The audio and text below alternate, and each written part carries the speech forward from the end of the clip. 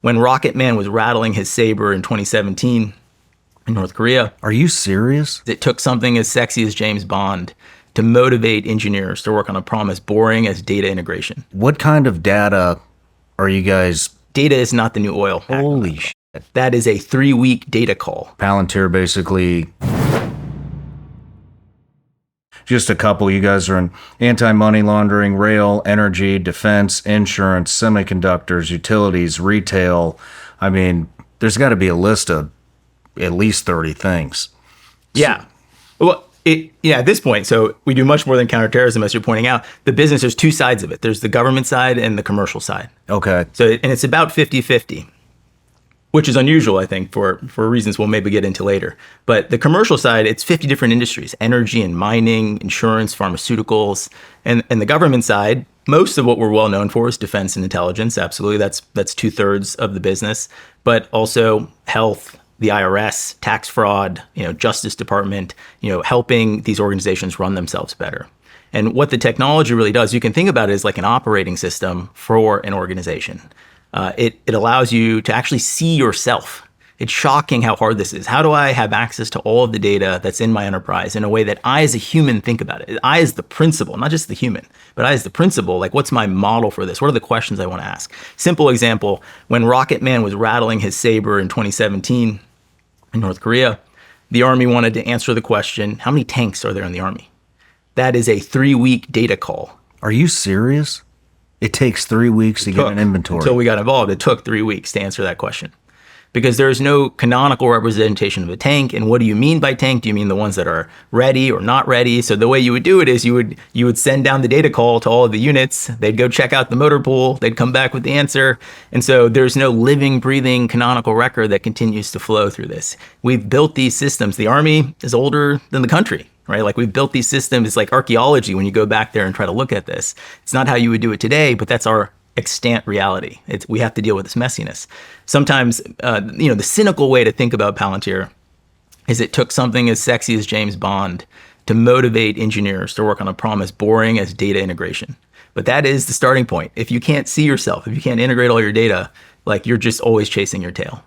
Then on top of that, we make powerful interfaces for decision making. One of the contrarian quips I have is that data is not the new oil. People have been running around saying data is the new oil, data is the new oil. I think data is the new snake oil. There's nothing inherently valuable about data. It's only valuable if you can use it to make a decision. So that it's about decision advantage. So how do I leverage this data I've now integrated so that you can make a better decision, you can see further in the future, that you can outcompete your competitor in the commercial world or your adversary in the defense world? So, I mean, just for example, the down drone that ISIS was going to move into a hospital and blow it up and blame it on us. I mean, what kind of data are you guys feeding Palantir to make those type of decisions and to speed the process up? So to me, like, just for example, so I'm a former SEAL. I hear that and I think, okay, well, let's go raid the compound where they're doing that, kill all the bad guys, and recover the drone. And so the decision seems fairly, obvious, in my opinion. So the decision is leading up to the point where you realize that's what they're trying to do, right? Okay. So how do I integrate the human reporting that I have that tells me what might be going on? Now, keep in mind that one part of the reporting is in this country, one part of the reporting is in that country. Who's willing to share what, who even knows that sharing it is going to lead to a mission critical outcome that saves lives. So how do you start to automate more of that? How do you help them piece those things together? How do you combine the technical collection you have with this too? So maybe you have SIGINT that helps you understand this, helps you understand that this reporting is correlated to other cells that you actually care about, where you have intercepts that tell you something. How do I use my historic FMV footage, observations of that compound that help me piece together more things that lead to the conclusion we've got a problem here and we've got a tight timeline to act. Holy shit! So so am I right if I say, contractor for the agency, operator for the Navy SEALs, I saw how inefficient government communication is, just within U.S. stuff. CIA, FBI, DEA, MIL, all these different organizations. It's a disaster trying to talk to each other.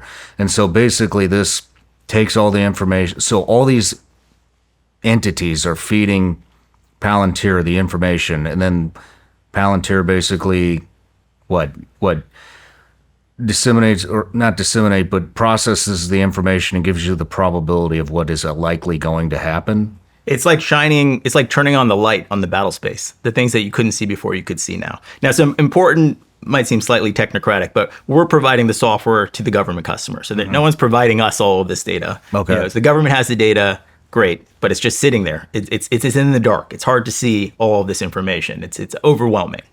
Great. How do we get the spotlight to highlight the things that actually matter? How do I get to ask the next question? So here's something that's risky. Okay, what are the next 10 questions you're going to want? Can you even answer those 10 questions in 10 seconds, or is that going to take you 10 weeks? If it takes you 10 weeks, you're not even going to bother answering those questions. All right, so can I make that fast enough that you get to why does this matter, and is this a threat or is this irrelevant?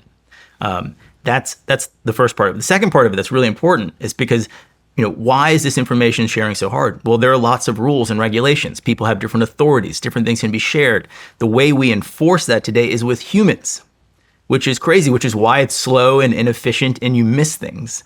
We replace that enforcement with software. The software ensures no one can see anything they're not allowed to see. The software ensures, under the right conditions for information sharing, the right pieces of information flow from one agency to the other. So by automating that flow, it means that you kind of have a hive mind. The entire government can operate competently because you're actually able to see everything you're allowed to see, as opposed to, well, we have humans who are gatekeeping us along the way. It's just slowing everything down, which always, when you have humans, it always devolves into control.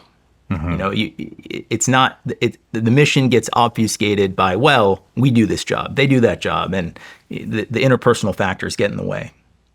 Wow. So what was it at the beginning you guys were doing back when you were when you came on as employee number 13? Well, it was really hard because none of us had worked in government. None of us had clearances.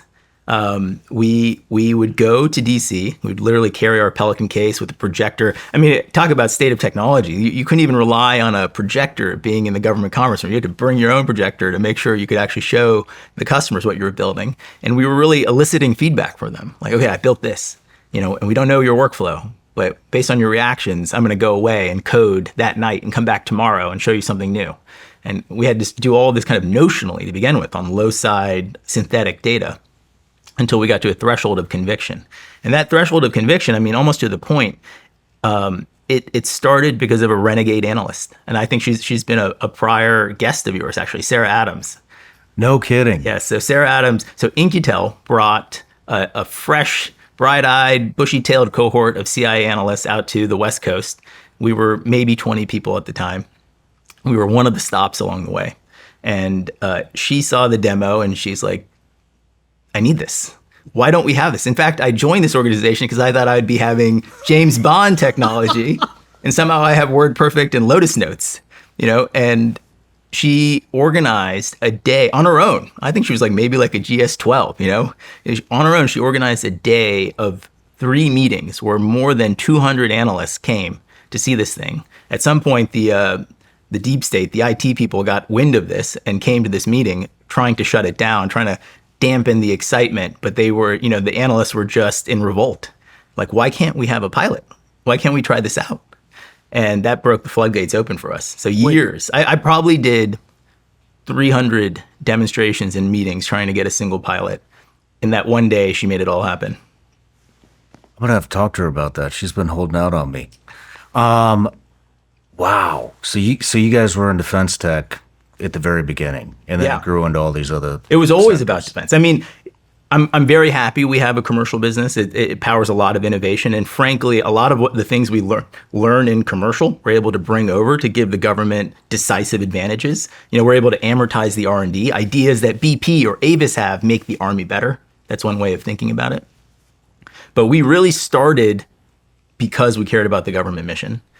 And we honestly would not have built a commercial business except for the fact that the government was so slow and so hard that we were going to go broke if we just stuck by being purely a government company. Wow.